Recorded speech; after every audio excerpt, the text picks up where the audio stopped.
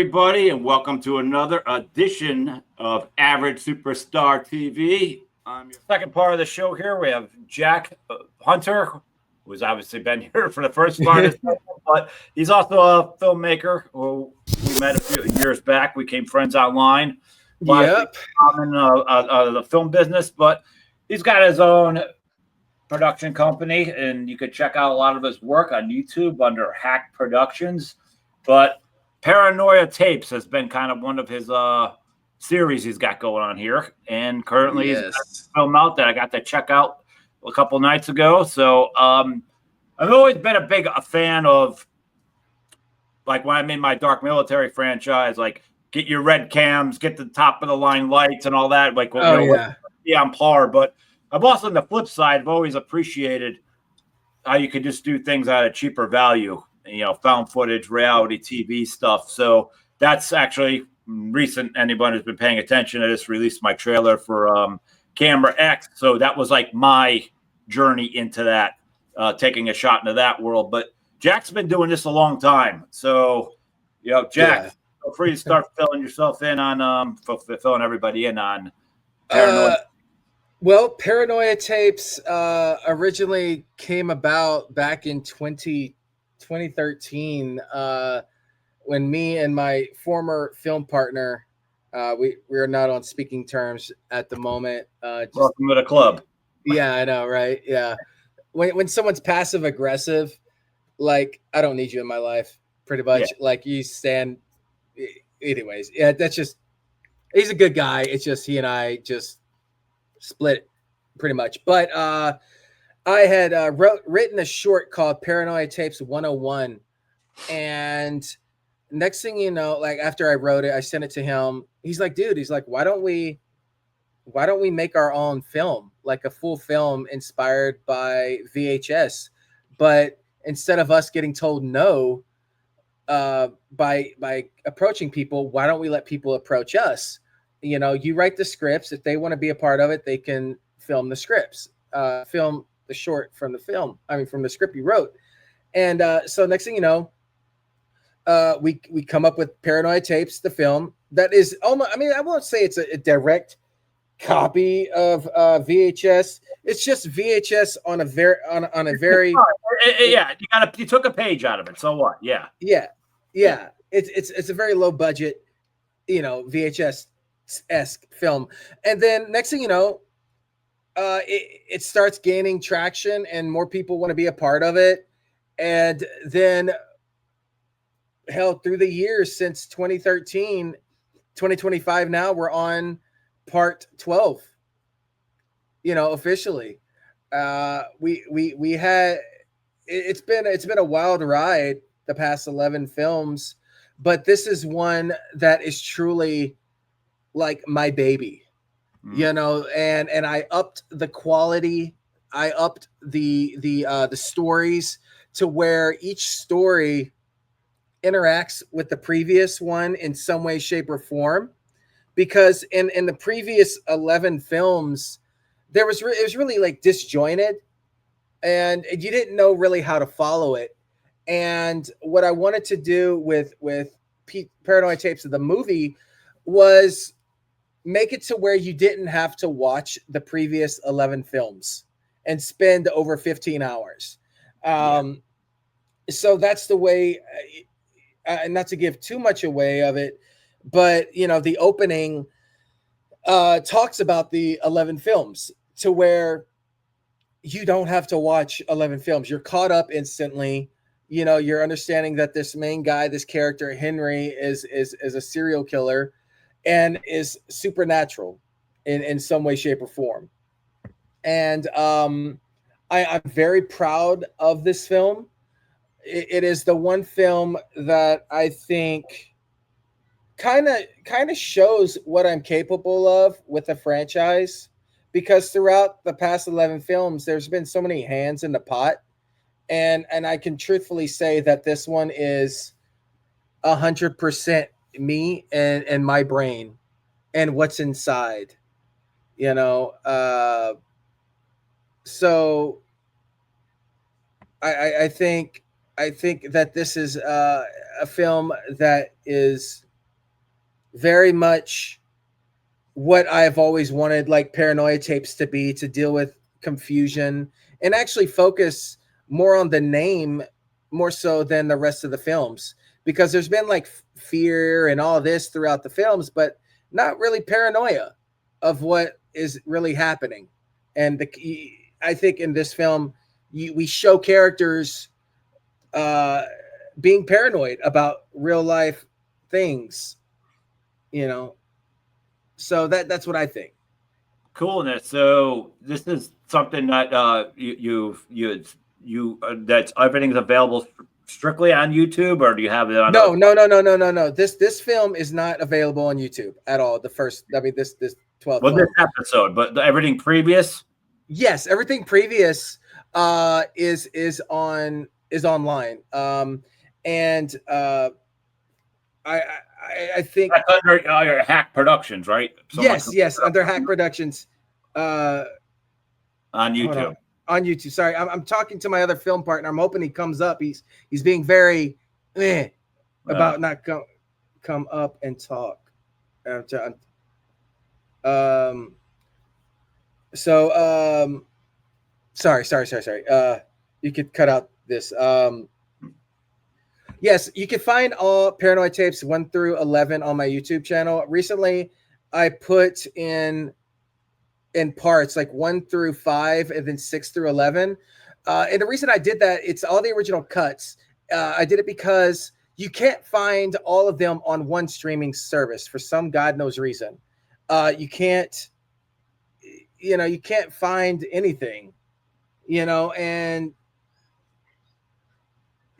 I think that me doing this is one, it's growing my channel, and it's also letting people know, like, hey, I'm actually legitimate. Like, I have made 11 films of Paranoia Tapes. So people don't believe me, and like, well, go check my YouTube channel. Yeah. Well, that's good. So when you come up with all, you said people would come to you. Are you saying that you're talking about locally getting the actors, or are you talking about some more of the online stuff, like people kind of doing through Zoom and stuff? Well, originally when we made the film, I was like auditioning for things in Vegas when I lived there, and I would audition for things around here, and I would always get told no.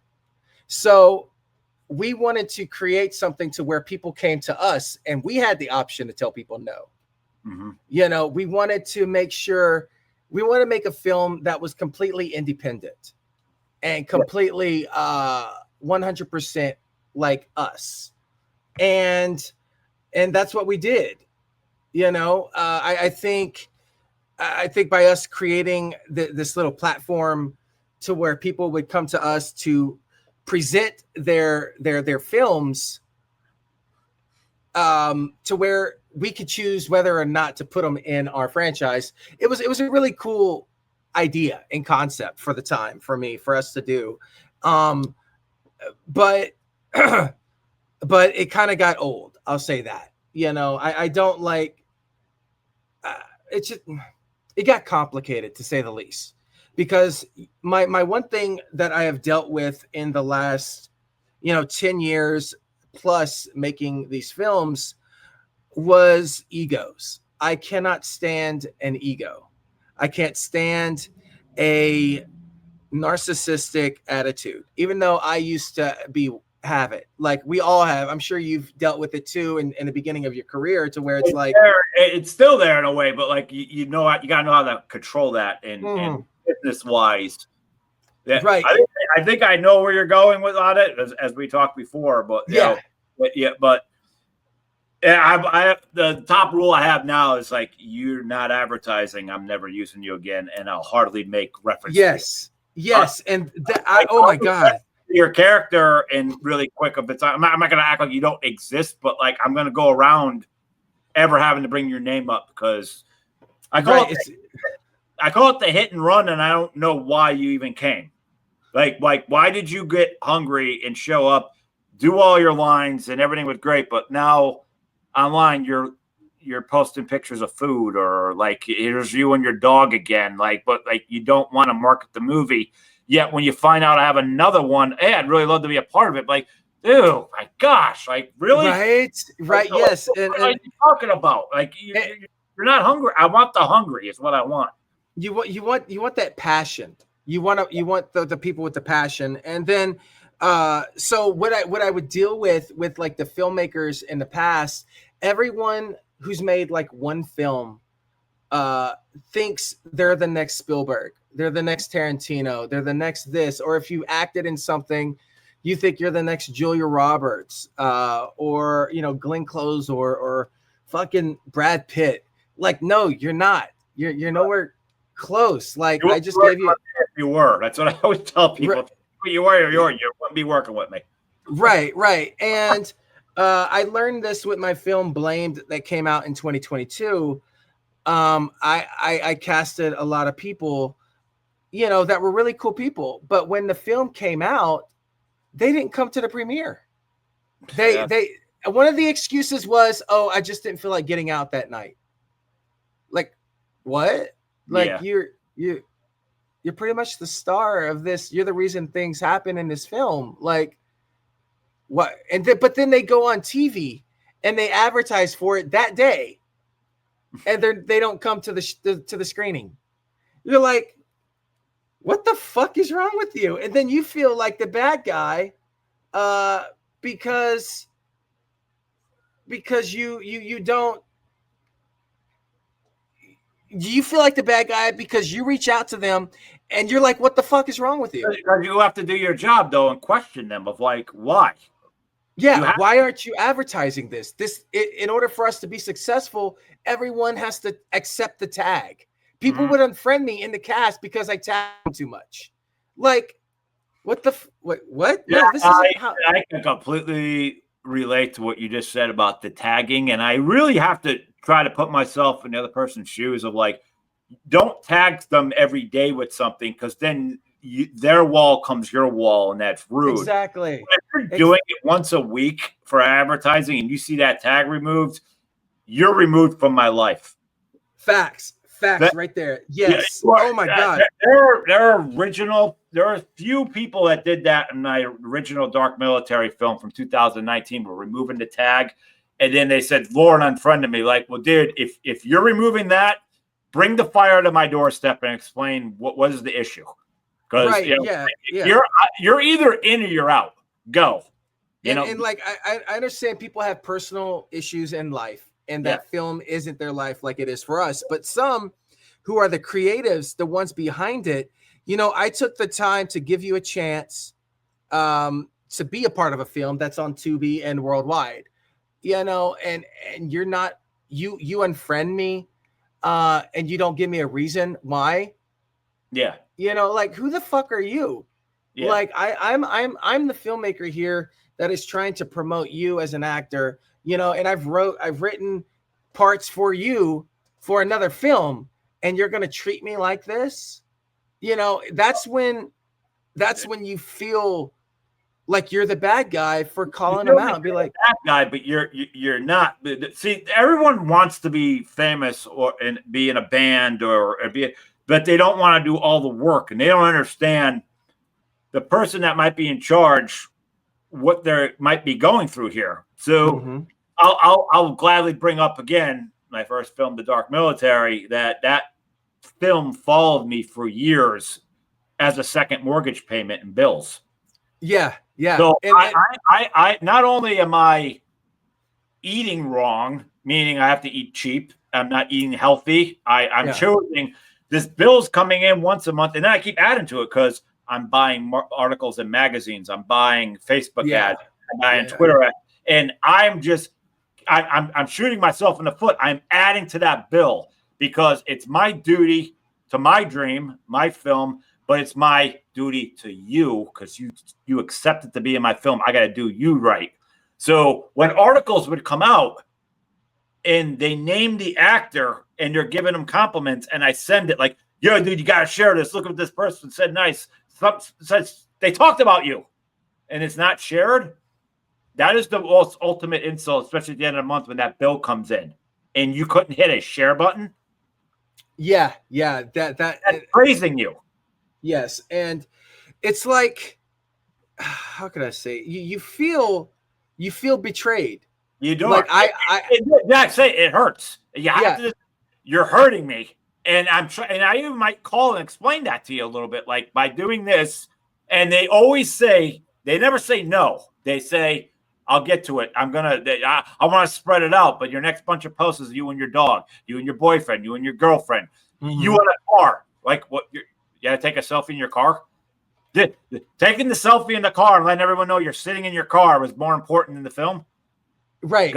Yeah. And it's like, how can I say it? Then there's like this rapport of you that goes around because you keep trying to contact them and get in touch with them. They're like, you become the villain.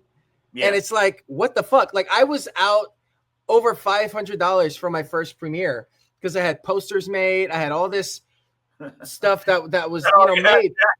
I'll tell you something in a second. Go ahead.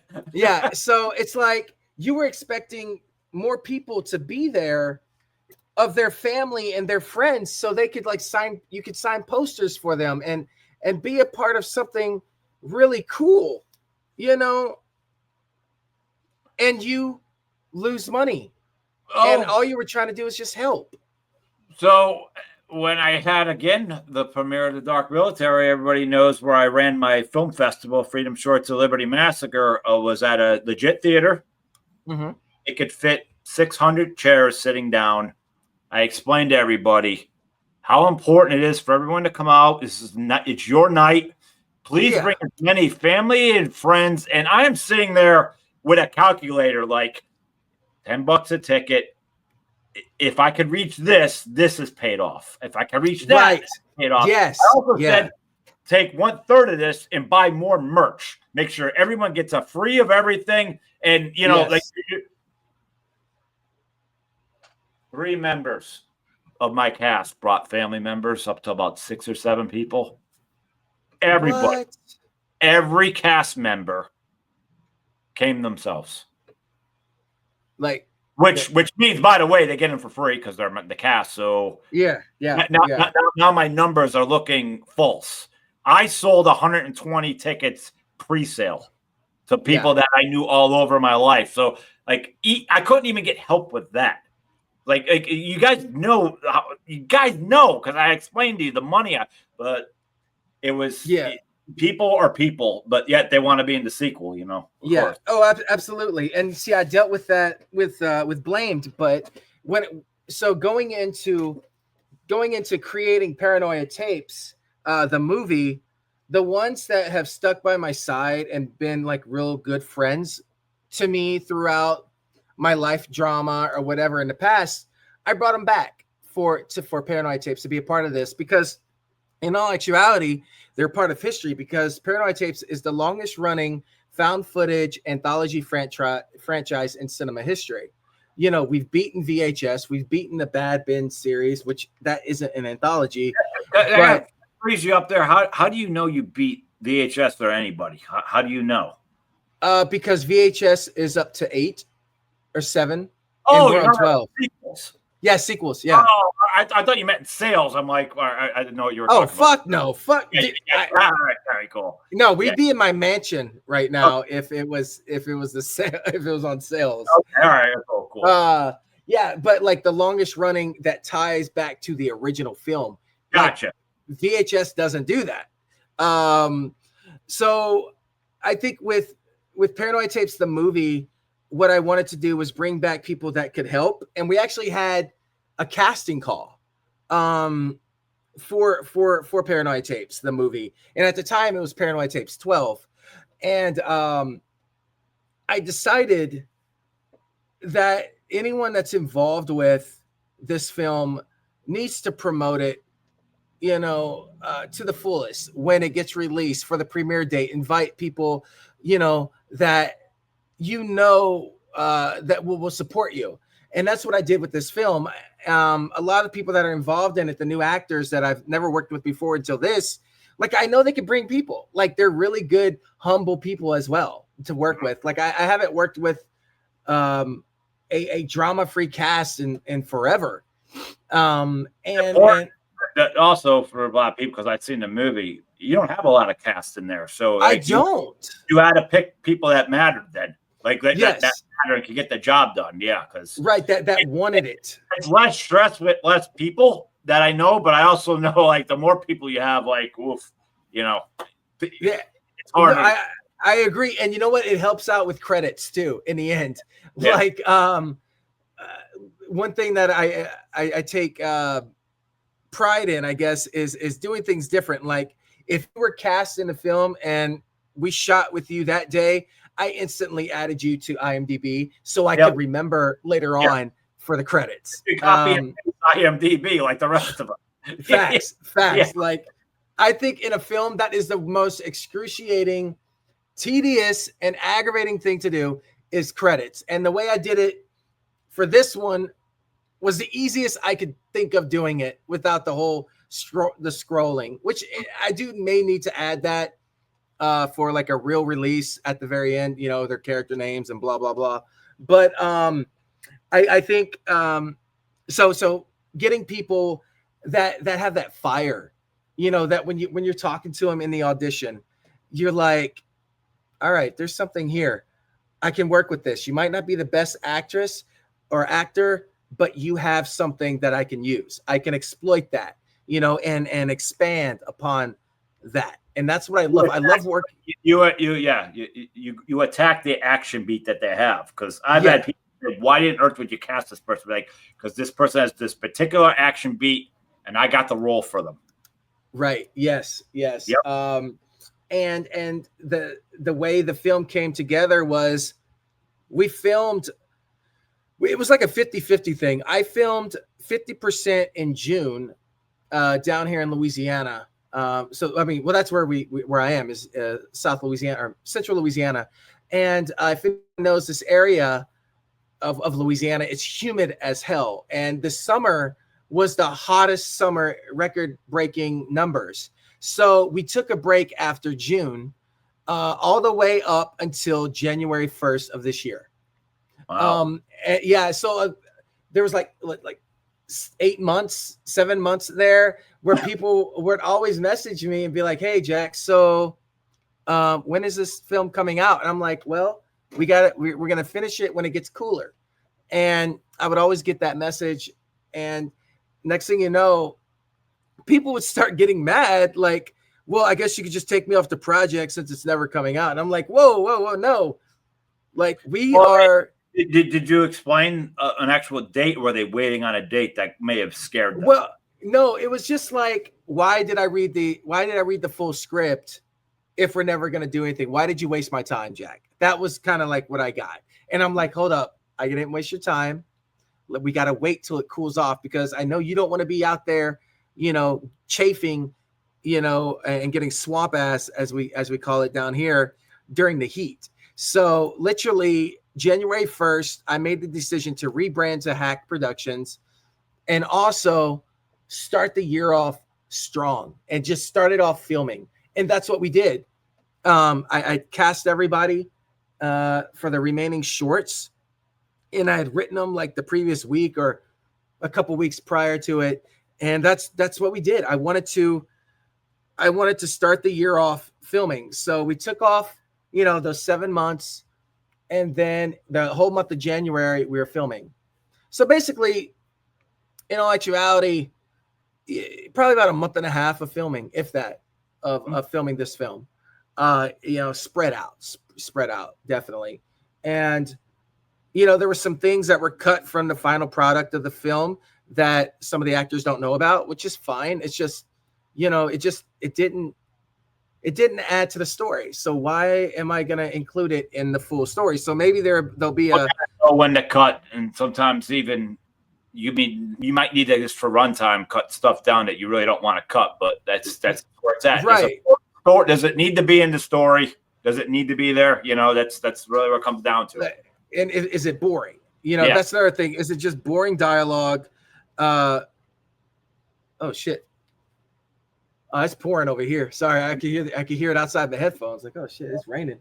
So I had to make those choices with this film, and hopefully, like, maybe I'll have like an extended cut of where everything wasn't cut from the final version. Added in, but it's just no need. It really is no need. and yeah, this film, I don't know where we were going with it, but shooting this film in its entirety from start to finish was a blast because I could always go back and change something. And the one thing I did differently than I do all my other films is after I would film a segment, I would come home and I would edit it and it would be done, until the final, putting the pieces together. So that's one thing I learned through this process of doing this film that I need to do every single time, every single film I do. At the end of the day, you might not get a lot of sleep, but you can put you can put the template out there. You can get it done and you can revisit it later, fix audio and all that other bullshit. Word. So you got your rough cut is what you're talking about. Get your rough cut quick. Yeah. And then like, oh my God, like I'm tired of seeing this film. Movie, then you start spit shining. Yeah. Jack, this has been freaking one awesome show. Is there anything else you'd like to throw in before we get ready to wrap this up? Shit, we have been well, we talked about Cobra Kai for 2 hours and then this for 30 minutes. No, well, I mean, Cobra Kai went too long because we went off the rails at certain points. Yeah, but it's Cobra Kai, man. I think this film, Paranoia Tapes, if well, I didn't even get your opinion on it. I guess we'll do that after you stop recording. No, I can tell you straight up. I checked. I watched it straight through last night. I said, I said I appreciate like the big red cam films and all the lighting versus what you did, but I get intrigued by. That's the reason I made Camera X. Like real people. Like I don't like so that you see an actor on the screen, you're like, oh, that's the actor from all this. Like I don't know you. Yeah. So when I saw like your podcast host and all that, just like I don't know, just like this is this is a talk show. This has been going on for a while. Like and then comes the Nick, you and then the other and then I'm over here and I meet. Once we went around and when you got to the cars and everything, I was like, this is cool because it's like this looks like. Actually look like a drug deal to me, at the front, but I like that. But it's like there's a thing about when you dial back, like this isn't supposed to be a movie. This is really happening. Real, I'm more intrigued by that. Now I understand there's a lot of people out there that don't like movies like that. Like they want the That's fine. No one's wrong. Maybe this film ain't for you, but for me, I'm always been intrigued by the reality TV. The second I saw Blair Witch in the 90s. Which I never will watch again, and that's not a knock, but shaky cam equals motion sickness means I'm watching, but I also have to kind of like turn away and breathe a little bit. Like, that's why when I did Camera X, I stopped talking about my own movie, but I would establish someone holding the camera, but I had a real DP. Right, yeah. They get away from motion sickness. So that's good for a lot of people. Not a lot of people can afford what's your budget? Right. And that's the thing too. I know there was a lot. There was some shaky cam stuff, but I intentionally didn't want to do that. Like when the camera use has to make sense in these types of films, and you have to establish who's actually doing it. And I tried my best not to do the whole, shaky camera for found footage for this one. Yeah. But I think this type of filmmaking is it's a niche that you're either going to like it or you're going to absolutely hate it. I don't think there's no real in between. You're saying it perfect, dude. And in reality, what you do, your type of films, you have a niche audience that's always going to support. But that again, it might not be for everybody. Oh, absolutely. That's how it is. I mean, but we both know that. But you wouldn't be doing this if you didn't have a heart for it. Right. Yeah. And my film partner on this was Corey Descant, and before he didn't understand found footage. He can't even explain what he thought it was. Yeah. And I got him hooked, and we do film study every week here at the house, and it's nonstop found footage films. He's just intrigued, kind of like you are, with that different aspect of filmmaking. And a lot of people think, oh, it's a cheap way of doing things. It is, but doing found footage, as you've probably learned with Camera X, is it takes a lot more prep than a cinematic feature, because you have to make sure there's people that are supposed to be in camera and some people that aren't supposed to be there. And you have to be tactful with how you film it and make sure everything is planned out at a certain part where this is supposed to happen, because there's really no, I don't want to say there's no real cuts, but technically there's not supposed to be real cuts in a found footage film. Right.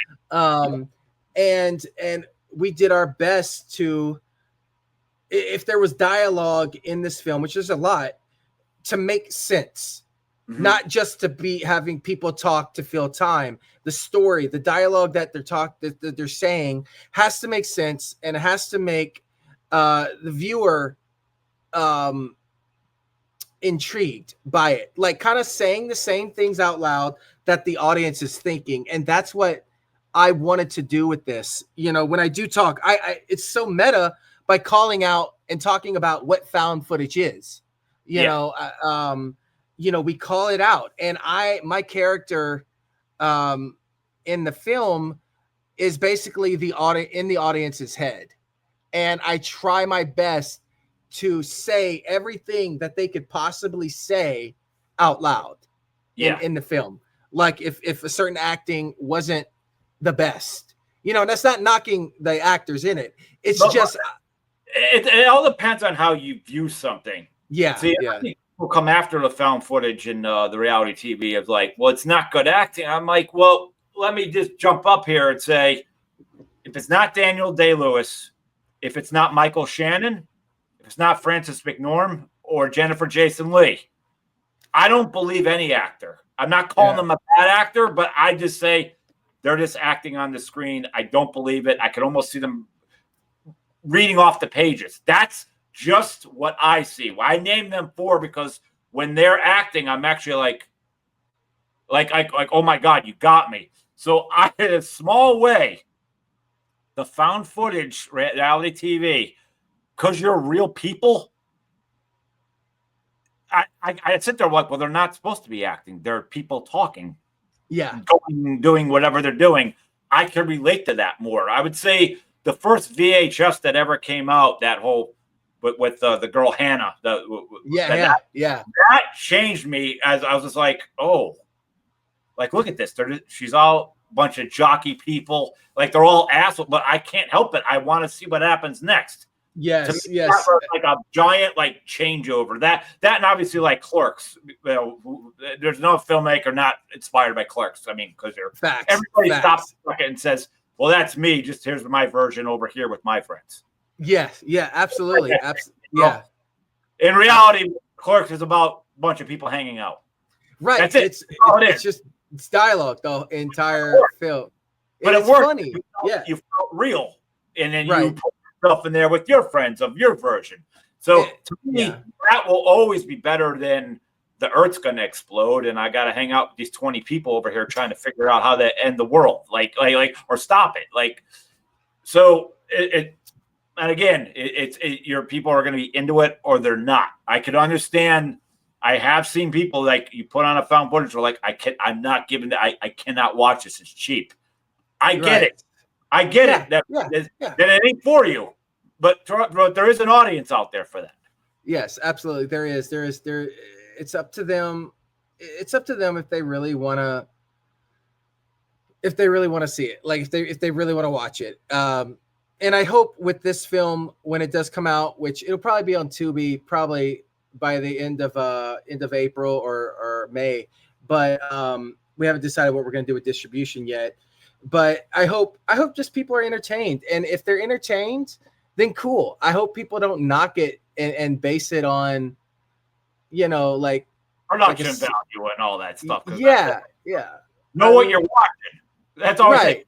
Know what you're watching, man. Like, it's and one of the reasons why I retitled it the movie was because I wanted to basically reboot it, have a soft reboot to where you don't have to watch the entire franchise to get what's happening. And speaking of, if I jump in there, if anybody wants to see the history of what you're talking about, they could go on YouTube, the Hack Productions, and watch everything. Yeah, everything. Yeah, everything 1 through 11. About right now, huh? Everything except for what you linked me last Correct. night.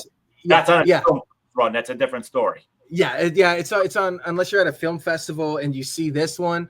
Yeah. That's the only way. That right now, that's the only way. Yeah, I'm not releasing this. I'm not releasing it for a while until we do the film. I don't want to say film festival run, but until it gets enough buzz, because I can tell. I'm kind of doing the same thing, as I'm not so worried about a film fest run since the circuit. Right. It doesn't matter, and there's a lot of scams going on. I don't like when it comes to like.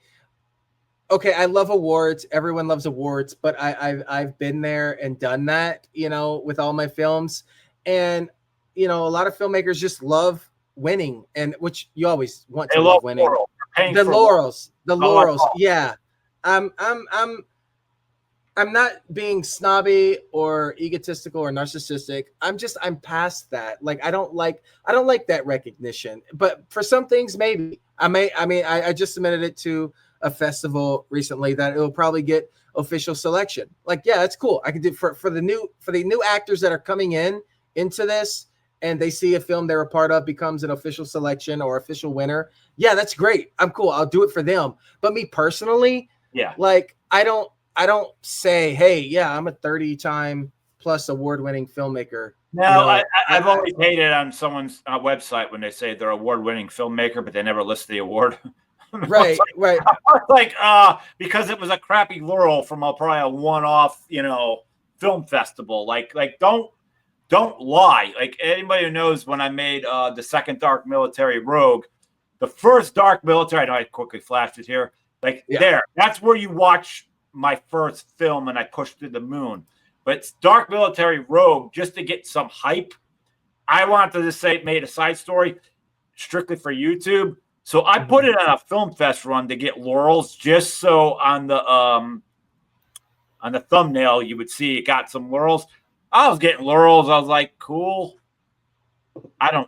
These aren't game.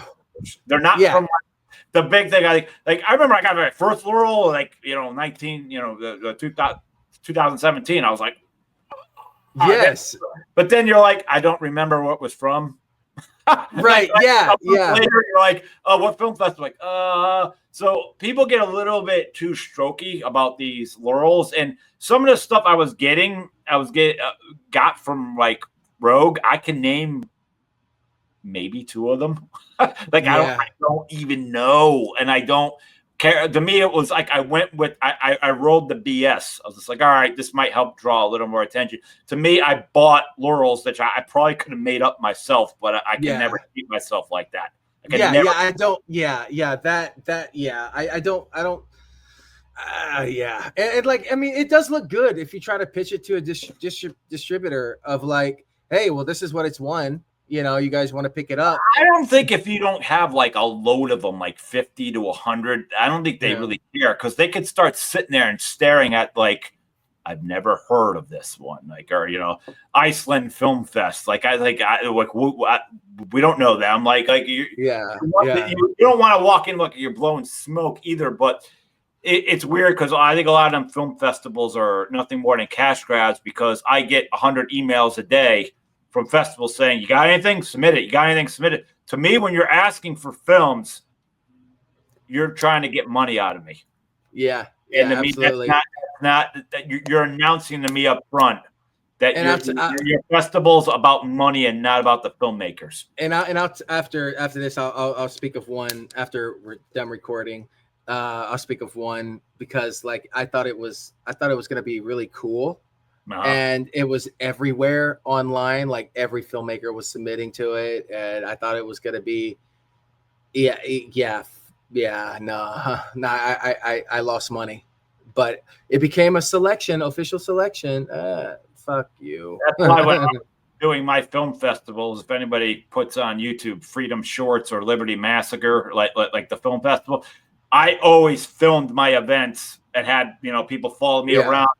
I want the filmmakers to know, what's this one about? Oh, look at this. It is a legit festival. All right, there it is. Oh, there is people there. Look at the size of the building. There's a Q&A. There's, your meeting off to the side. There's an award show, because I would never be able to handle someone saying, you're a scammer. You're not even having a film festival. Like, bitch, here it is.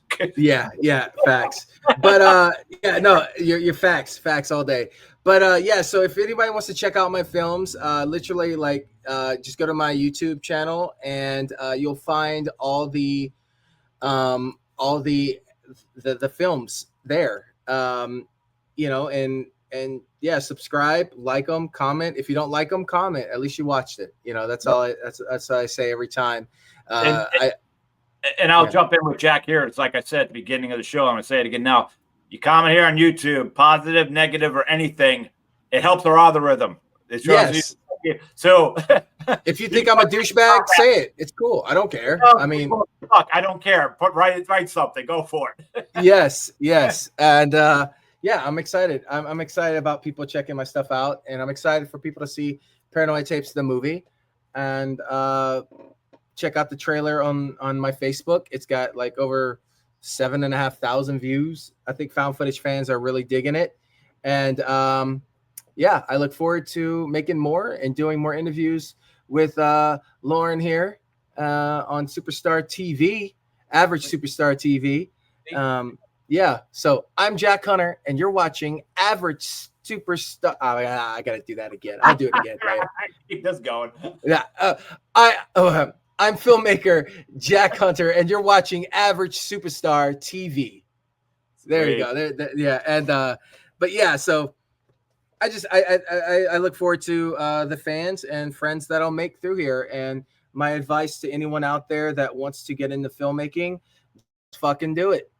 Don't sit around thinking you need $100,000 budget. Get out there with your friends, make something, be creative, and do it. Put it out there, because there's a lot of people that just make fake posters and don't do a goddamn thing and say they're a filmmaker. And that's one thing that pisses me off the most is the fakers.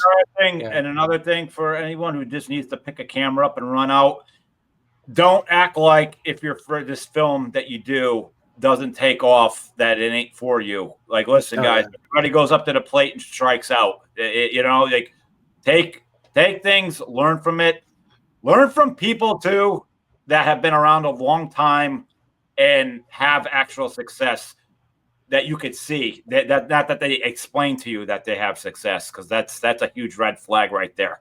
Watch someone. If someone's got to tell you they're great, there's a problem. So and if you want to learn how not to make a film, there's a couple of filmmakers out there that you can get on Tubi and see. One being Lauren Lepre. Yeah, learn. No, I'm kidding. No. There's a core group out there where you can learn how not to make a film by watching their films, because it's. Anyways, but yeah, I got projects coming up. I'm remaking or reimagining House on Haunted Hill, Amityville Leprechaun, Amityville Dahmer. I'm currently writing all of these right now as we speak. And the reason why I'm remaking or reimagining House on Haunted Hill is because I recently saw the remake of it, and it pissed me off so much. It pissed me off to an extreme, because I was actually hurt, and I want my $2.99 that I rented it for on Amazon back. So I'm making it my own. So with that, I thank the audience for taking the time, as always, to check out the podcast. Please hit that subscribe button. We're always on YouTube and, was it Spotify and iHeartRadio? Yeah. Yes. And with that, Jack, thank you so much for coming on. And until next week, I will tell everybody that the party is over.